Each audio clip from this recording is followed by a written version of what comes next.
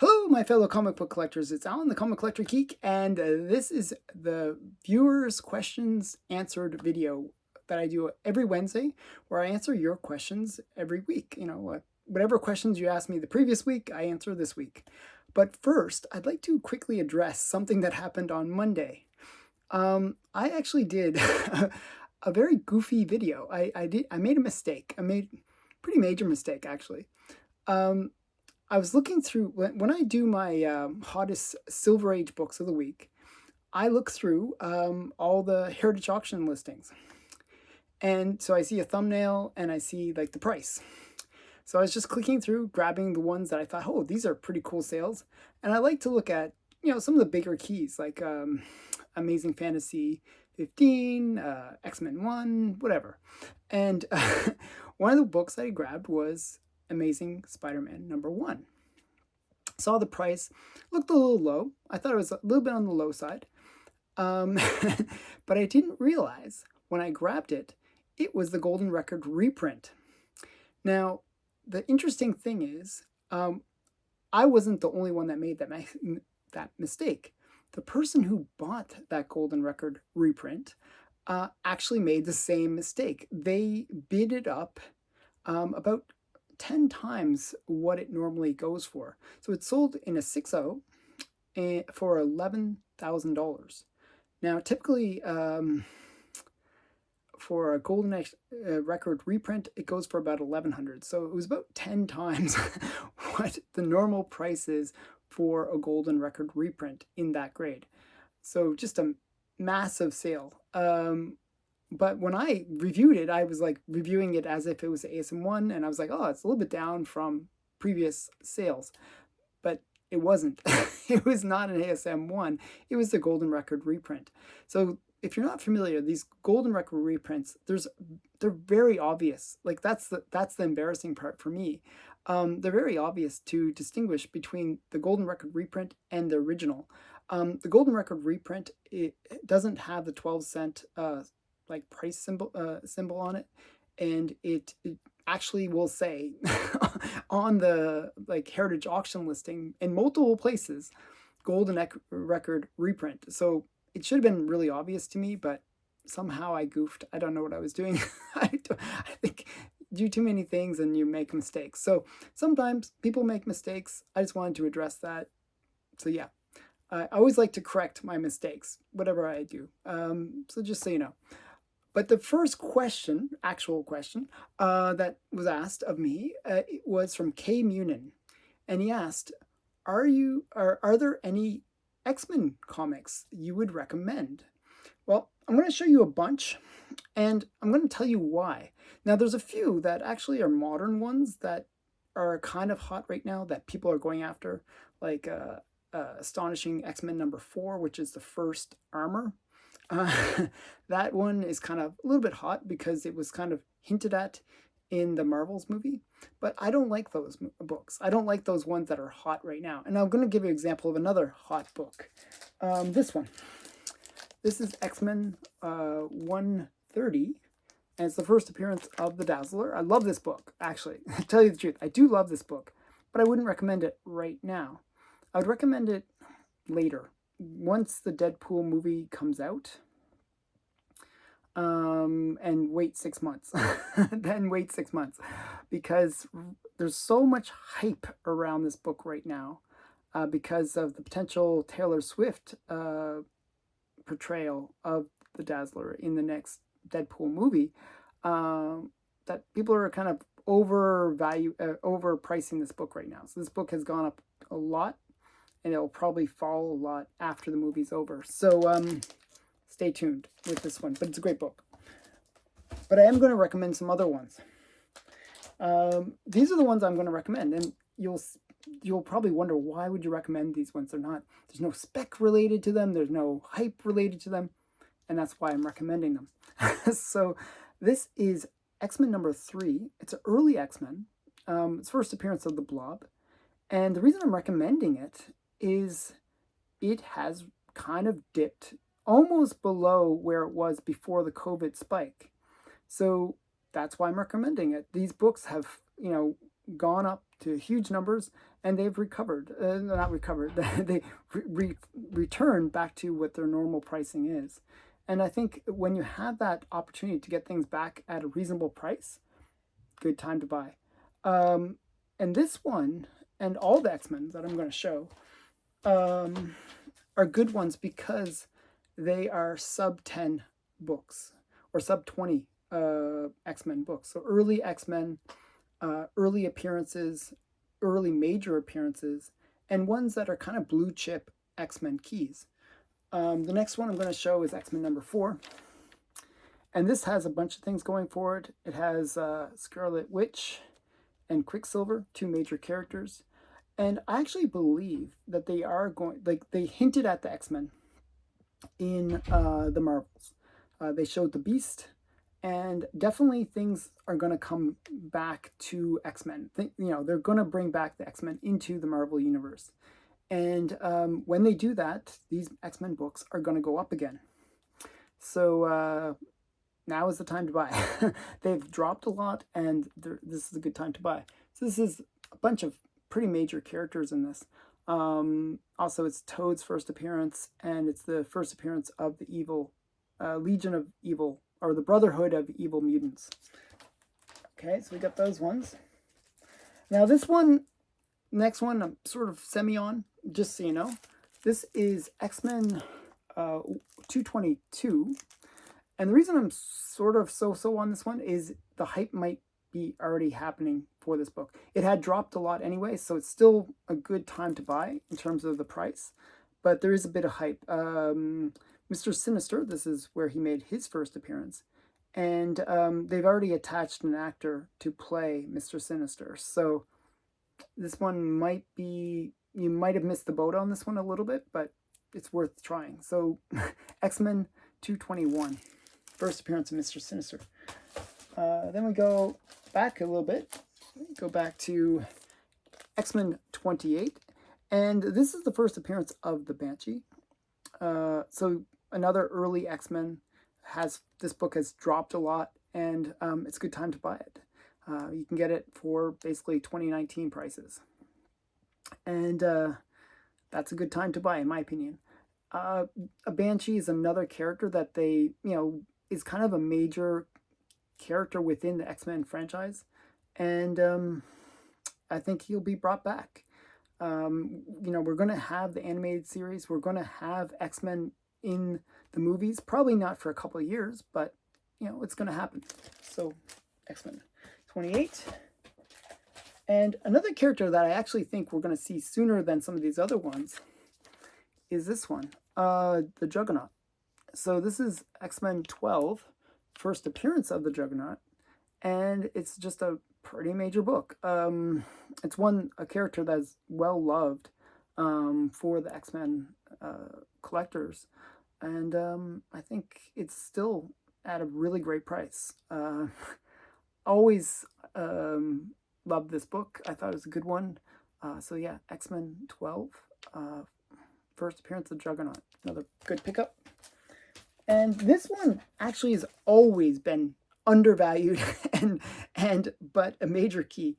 And again, another character I actually think they'll bring back in maybe the Deadpool movie, but maybe later. But I think maybe the Deadpool movie. This is the first full appearance of Bishop. This is X-Men 283. Now, often, most people gravitate towards 282, which is actually just a cameo of Bishop. He's on the cover, though, so it is a cover appearance, too. So it's kind of is like, that cameo versus full appearance thing. This is his first full appearance, and it'll say it on the label. First full appearance of Bishop. And I got it a 9.8 for like under $100. It's a very affordable book. Therefore, it's a good spec because it's one of those ones where if Bishop actually comes into the MCU, well then, he will be a character that people will want to get his first full appearance. So I think this is a good spec and a very affordable spec. I like when you can get a pretty good spec for a great price. So that's why I recommended that one. So those are some X-Men keys that I would recommend. And I would actually look at anything sub 20 as a potential option to buy, because X-Men are coming back. They're coming into the MCU, and they will become popular again. And the kids will be like, oh, X-Men's cool, because X-Men is cool. So next question you asked was, how do you avoid misplacing comics or accidentally buying duplicates? Well, I actually buy duplicates all the time by accident. And I do misplace comics all the time. So am I really the person you should ask? I don't know. I do a terrible job of organizing my comics. If you look around my room right now, it is a mess. It is like, I really need to get more organized. I actually had it organized, and then I did this massive unboxing that I'm currently showing. And then my organization is out the window again. So I'm going to do it. I'm going to get it sorted out. But I don't know. I don't know how. Like, I think the best thing, if you really want to have like a well organized collection, is to have a bigger space. Have a really big space, lots of empty long boxes, so that you can sort of grow and have like places to put stuff.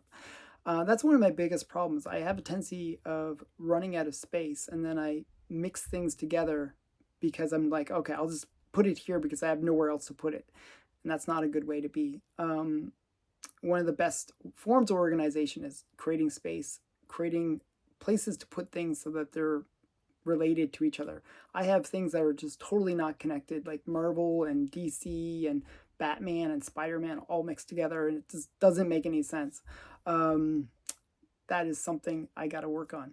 But thanks for the question, because you just remind me of how disorganized I really am. Okay, next question comes from Kevy.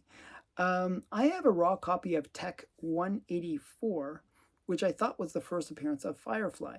Okay, this question comes because last time I showed another book, Batman, I forgot what issue number it is, but it's a Firefly. And it is the first Firefly, but it's not the first Firefly. So Tech 184 is the first appearance of the Firefly, the first Firefly. There's multiple Fireflies, though. The one I showed is the second Firefly, his first appearance. I know it's confusing, but that's how it is. Like, there's multiple versions of the character. That's all. So don't worry, you have the first Firefly. Okay, so next question comes from Charles Gold. Do you own Marvel Comics #1 from 1939? How many copies still exist today? Well, there's 37 of those on the census, and that means that there's 37 graded. There's probably a few raws out there, but I wouldn't imagine that there would be that many. So I'd guess probably under 50 altogether in the world. Now, a 9.4 is the highest grade, and it goes for about $1.2 million. And that's the last sale, but probably if there was a more recent sale, it'd probably go for more. And then there was a 0.5 one that sold for almost $23,000 in 2015. This book doesn't come up that often. So, and it usually sells through private sales. I've actually known of 2 private sales of Marvel Comics #1. Both did not involve me. I do not own this book. I'd love to own the book, but I do not own it. It's very hard to find. And as I said, it usually happens through private sales. Even you rarely see it at auction. And because of that, as I said, a 0.5 goes for almost 23,000, and that's in 2015. Probably it's go for maybe even 40,000 today. So even the lowest grade would be a very expensive book. Okay, next question comes from Faith Family Seller. Do you have any interest in signed comics? Do you have a favorite in your collection? Well, I'm going to show you 3 signed comics. I actually do like signed comics. He actually further added that he really doesn't like that CGC now puts them in slabs. He actually prefers raw signatures and just getting things signed. I actually like the fact that CGC verifies it, or CBCS actually does a better version of verification where you don't have to have it witnessed. They will actually check it through their own database and see if it's a real signature or not. So I think that's a better system. But I do like signatures. I think they're cool.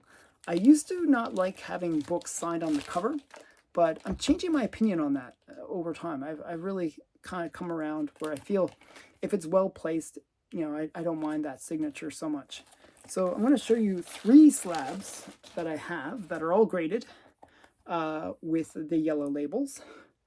And the first is this one. This is like, in terms of my signature series, I guess, this is my 3rd favorite. I have like a bunch of signature ones. I think I have about 20 or so signature labels.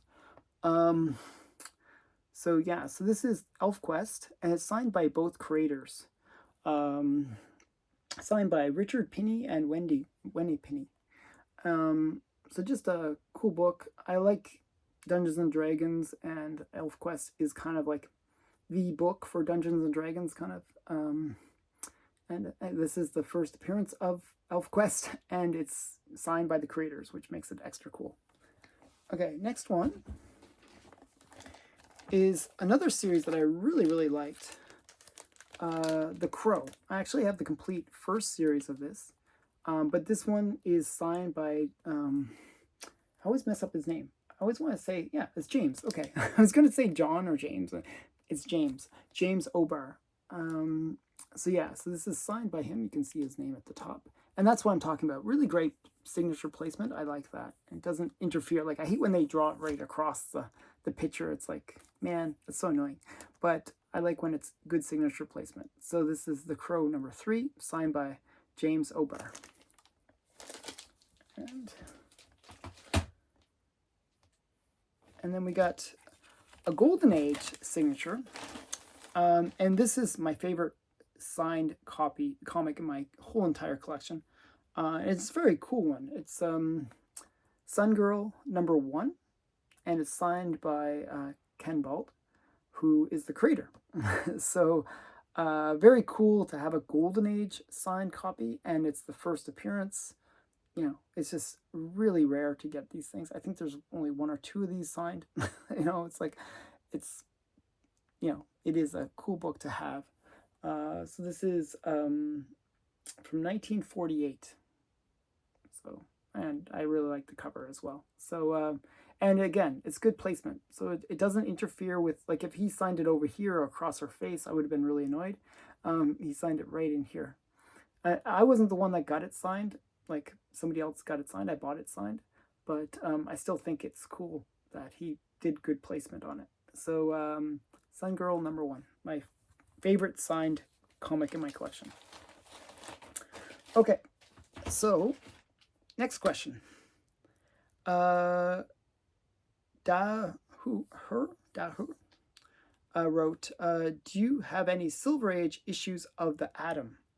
Yes, I do, and I actually forgot to bring it. I was going to show, I have Showcase, the one with the very first appearance of the Atom, and I forgot to bring it. So if you ask that question again, I'll actually even bring other issues of the Atom, because I actually have not just some Showcase ones, but I actually have a few issues like with key things, like Zatanna made her first cover appearance in the Atom, so, and that was in the Silver Age.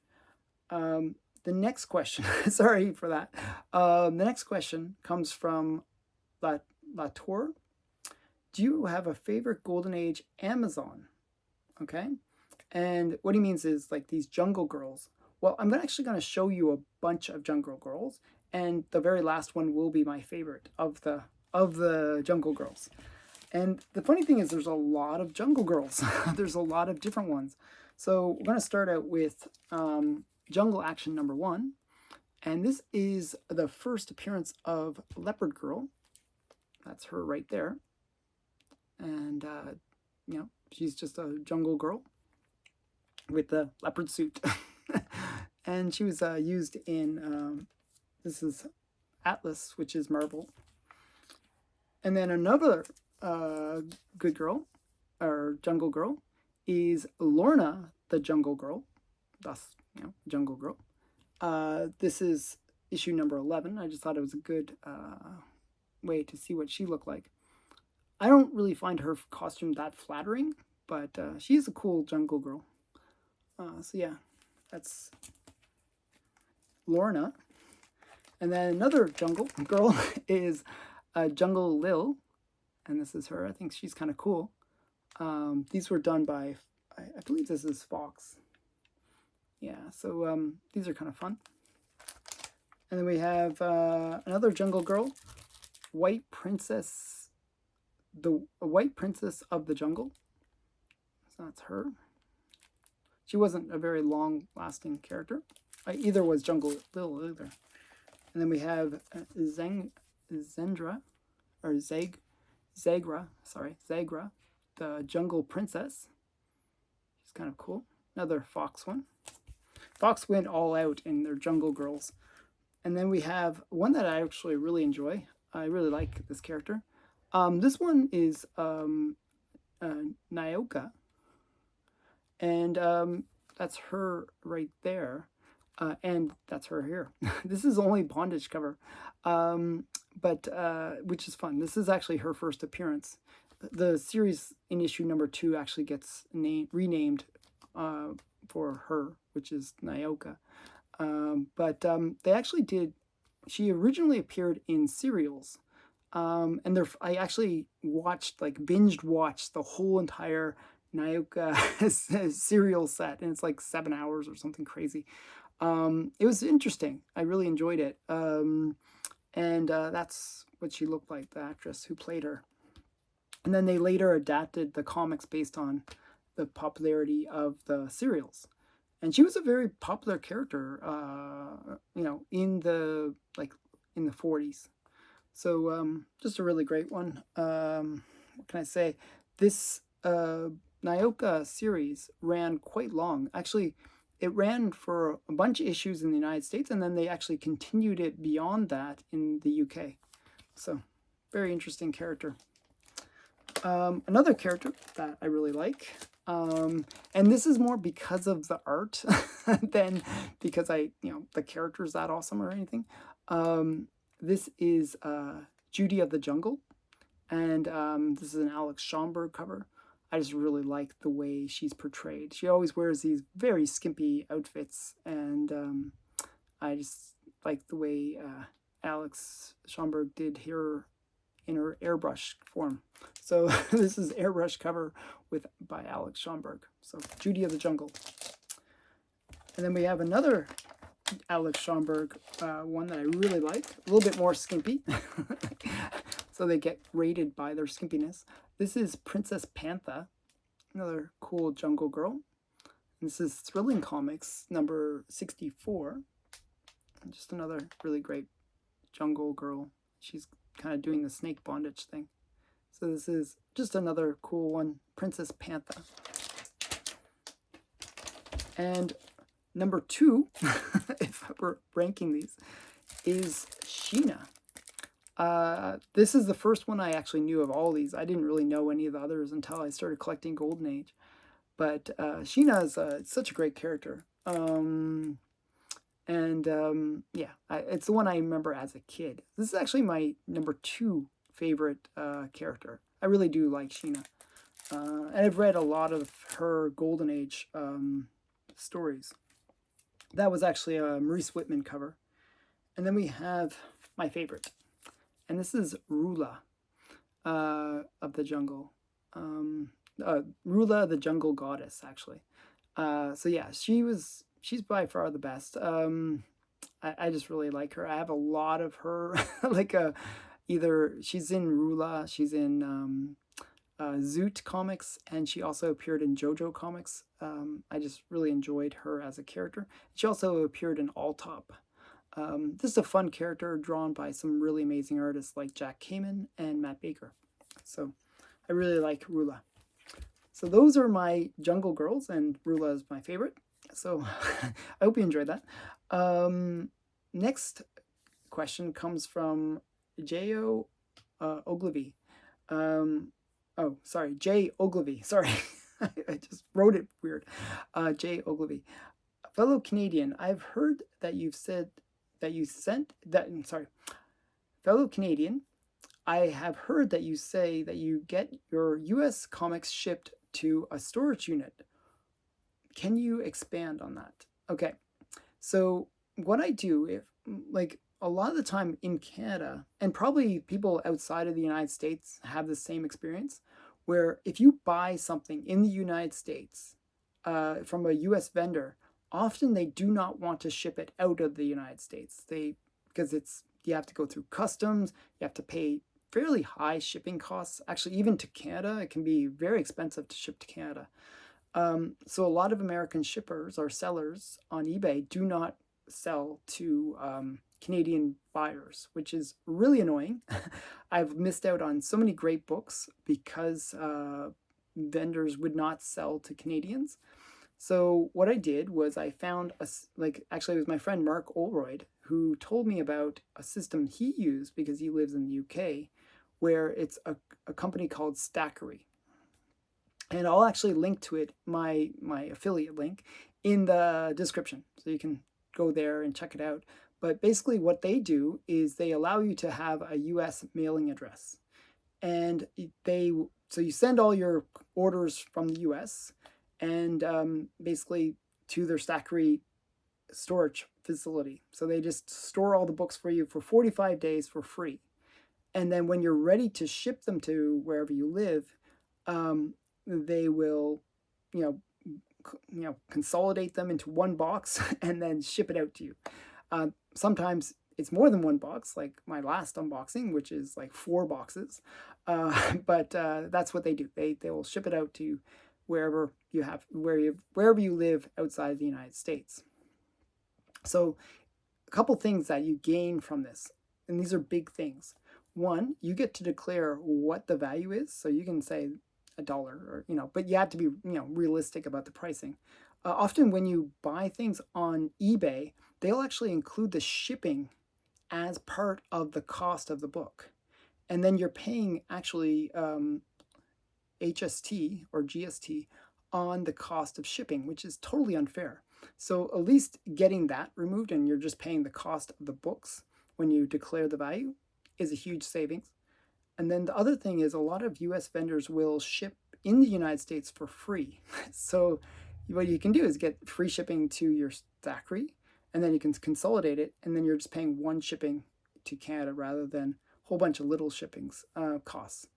Often what I find is like I would buy $3 books, like a comic that's only $3. Shipping would be $20-$30. It didn't make any sense. But once you get like 10 of those books, still the cost of shipping is only like $20-$30. And with Stackery, they actually have really good shipping costs. So the 4 boxes that I got shipped here, it cost me $300. I know it sounds like a lot, but $300 for 3 massive boxes that were each like 50 pounds, maybe 50 maybe more pounds. Some of them were pretty heavy. Is a huge savings. Like if I try to ship that through like somebody, like each box would probably be $300. They do make it much cheaper.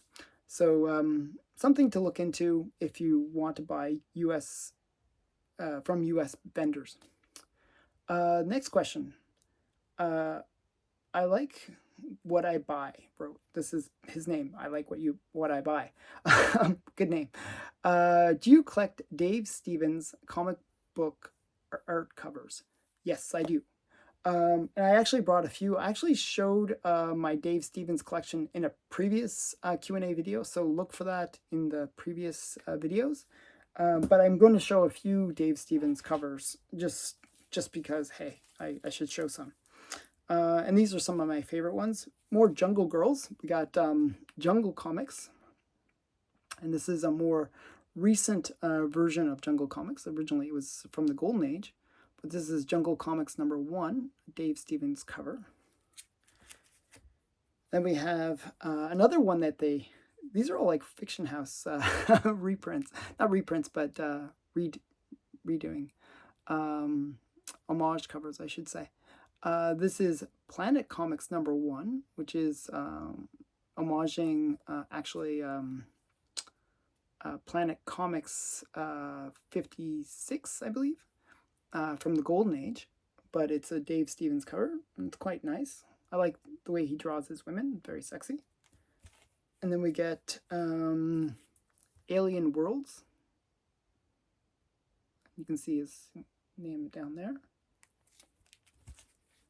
And then we have Betty Page comics. I think this one's kind of fun. And then we have Vanguard Illustrated #2, which is actually the first appearance of the Star Blazers, these girls. Another Dave Stevens cover. And again, I like his good girl covers. And then we have Space Vixens. And just another great Dave Stevens cover. So those are some. I tried to actually get the complete Dave Stevens collection in terms of covers that he did. I think I'm only missing like 3 or 4 of all the covers he ever did. So I have a short box filled with Dave Stevens stuff, and then I have a few bigger editions that he did that are also in a separate box. So I have a pretty good Dave Stevens collection, actually. Okay, next question comes from Prentice, who asked about Catman. So in the previous video, I showed Catman in Detective Comics, and I kind of was right, kind of was wrong about this, what I said. I said that this is the first Silver Age appearance of Catman. And so he asked, is it the same character as the Golden Age Holyoke character, or is it a new character, or is it, different character, or same name, or what's the situation? What's going on with this Catman?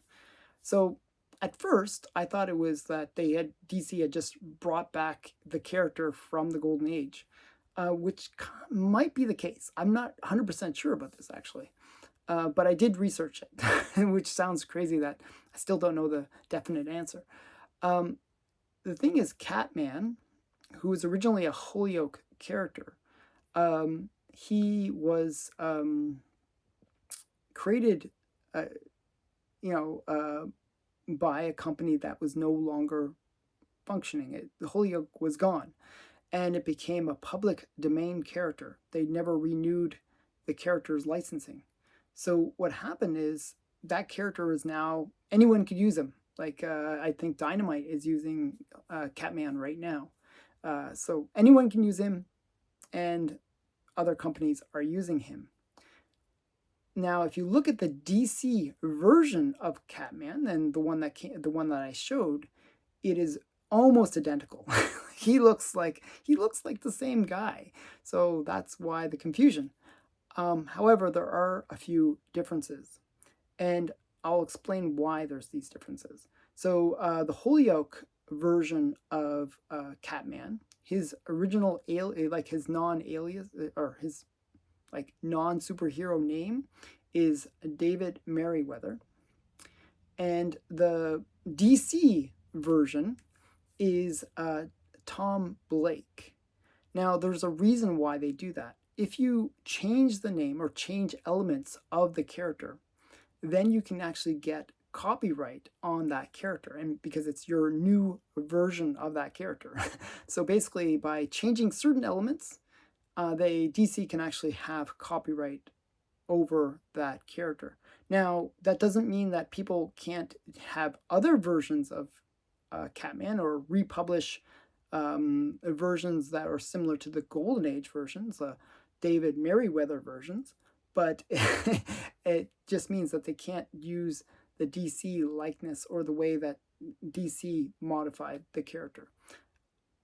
I'm not sure, though, if that is truly what happened, but it looks like that is what happened, that they took a little bit, they changed the character just slightly. Like, the only things that are different is his belt color is red in the DC version, and it's blue in the Holyoke version. And that's really the only difference. And then they also changed his crest with very, very little, actually, but slightly different. Almost looks like the exact same character. I don't know. What do you think? I'd love to, like, if anyone knows the real answer to this question, please put it in the comments below, because I did some research and I couldn't find like the actual, you know, this is what we did at DC with this character. So I couldn't find that. So that's all I know, but I tried my best to find a proper answer for you. Okay, so those are all the questions for this week. If you have a question you would like to ask me, put it in the comments below and I will answer it next week. So thanks again for everyone asking me questions. I really enjoyed finding answers for you. Thanks again for watching. Bye for now.